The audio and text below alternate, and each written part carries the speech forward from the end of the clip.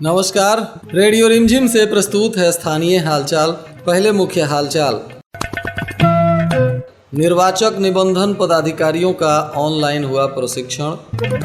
2 शराब माफिया को 6 वर्ष कैद और 1,25,000 का जुर्माना। अब सरकारी अस्पतालों में बांध्याकरण और नसबंदी के बाद मिलेगा निःशुल्क एम्बुलेंस का सेवा। थावे में तीसरे दिन भी पंचायत उपचुनाव के लिए नहीं हुआ नामांकन पत्र दाखिल। चोरी की मोटरसाइकिल के साथ एक आरोपी को पुलिस ने किया गिरफ्तार।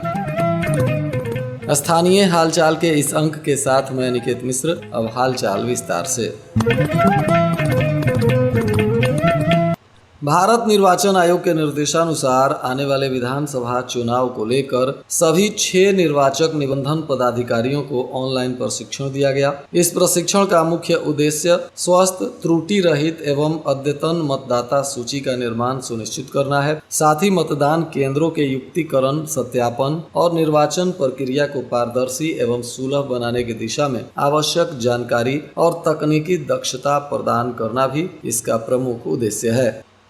गोपालगंज पुलिस की प्रभावी पैरवी से आज 2 शराब तस्करों को 6 वर्ष कैद की सजा हुई, तो वहीं प्रत्येक को 1,25,000 का अर्थदंड भी अदालत ने लगाया। बताया जा रहा है कि आरोपी अर्जुन मांझी पटवारी खुर्द का रहने वाला है और दूसरा धर्मेंद्र कुमार यह तकिया का रहने वाला है। दोनों सारण जिला के भेल्दी थाना क्षेत्र के रहने वाले हैं। इन दोनों पर शराब तस्करी का मामला दर्ज था और इसी में अदालत ने सुनवाई करते हुए इन्हें 6 वर्ष कैद की सजा सुनाई है और 1,25,000 रुपये का अर्थदंड भी लगाया है।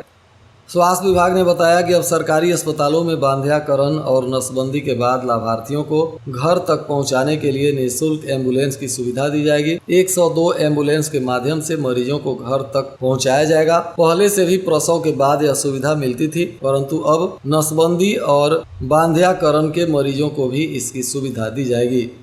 थावे में पंचायत उपचुनाव होना है, जिसको लेकर नामांकन की प्रक्रिया चल रही है। आज तीसरे दिन भी नामांकन करने एक भी अभ्यर्थी नहीं पहुंचा। उपचुनाव को लेकर नामांकन पत्र दाखिल करने के लिए जो काउंटर बनाया गया है वहां अधिकारी बैठे रहे, परंतु 3 दिन बीत गया, कोई भी व्यक्ति अब तक नामांकन करने नहीं पहुंचा।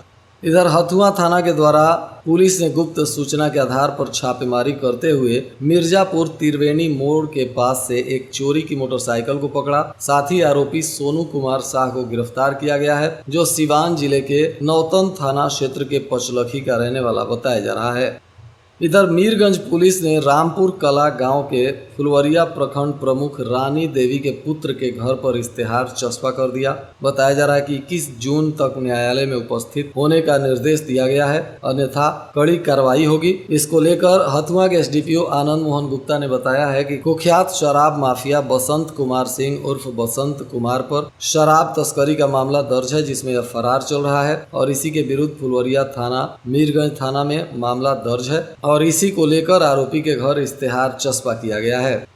कटिया थाना क्षेत्र के बेलही खास में दस्तावेज की सीन पर ईट रचना कर जाली दस्तावेज तैयार करने के मामले में 2 लोगों के विरुद्ध नामजद प्राथमिकी दर्ज की गई है। इसमें राज कोकिल तिवारी के आवेदन पर अब पुलिस मामले की तफ्तीश में जुट गई है। श्रीपुर थाना क्षेत्र के मिश्र बतराहा बाजार से एक 14 वर्षीय छात्र रहस्यमय ढंग से लापता हो गया है। इस मामले में राधागंज गांव निवासी सुकुट नट का पुत्र रियाज नट जो घर से गायब है, उसको लेकर परिजनों ने पुलिस को आवेदन देकर सहायता की गुहार लगाई है। बताया जा रहा है कि यह घर से बाजार में कुछ सामान खरीदने निकला था और वापस नहीं लौटा है। 9 जून को दोपहर 3 बजे से यह लापता है और अब तक इसका कहीं कोई पता नहीं चल पा रहा है। पुलिस भी इस मामले में जांच पड़ताल कर रही है। फुलवरिया थाना की पुलिस ने हत्या के प्रयास में फरार चल रहे आरोपी को गिरफ्तार कर लिया है। बताया जा रहा है कि गिरफ्तार आरोपी पैकौली बद्दो गांव का हीरालाल राम का पुत्र गोविंद कुमार है, जिसे अब पूछताछ के बाद न्यायिक हिरासत में भेज दिया गया।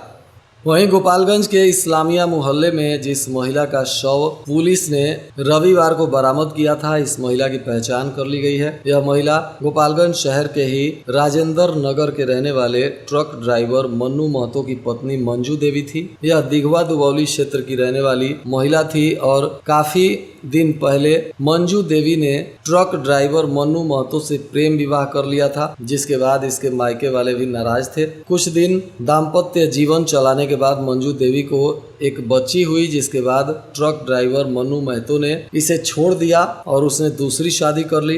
मंजू देवी का दिल टूट गया और यह भीख मांगकर शहर में अपना गुजर बसर करने लगी। इसी बीच इसको नशे का लत लग गया। बताया जा रहा है कि मंजू देवी स्मैक, गांजा इत्यादि का नशा भी करती थी। भीख मांगकर नशा कर यह दर दर की ठोकर खा रही थी। इसी बीच गोपालगंज के इस्लामिया मोहल्ले से इसका शव मिला है। लोगों ने बिजली के करंट से भी मौत की आशंका जताई है। हालांकि पुलिस ने शव का पोस्टमार्टम कराने के बाद रविवार की देर शाम तक इसकी पहचान कर ली थी और इसके मायके वालों को शव सुपुर्द कर दिया था। इसके भाई इसके शव को लेकर चले गए और अंतिम संस्कार कर दिए हैं। पोस्टमार्टम रिपोर्ट आने के बाद पुलिस इसके मौत के कारणों पर बयान दे सकती है। हालांकि इस मामले में प्रभारी अनुमंडल पुलिस पदाधिकारी सदर अवंतिका दिलीप कुमार से बातचीत की गई तो उन्होंने कहा, आज सुबह गोपालगंज नगर थाना क्षेत्र में एक अज्ञात महिला का शव मिला था, जिसे तत्काल पोस्टमार्टम हेतु सदर अस्पताल भेजा गया था। अब उनकी पहचान मंजू देवी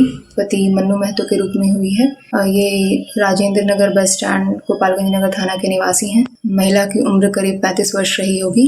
इनके भाई धर्मेंद्र महतो को भी इसकी जानकारी दी गई है। उनके द्वारा बताया गया है कि पिछले कुछ वर्षों से इनकी मानसिक स्थिति ठीक नहीं थी।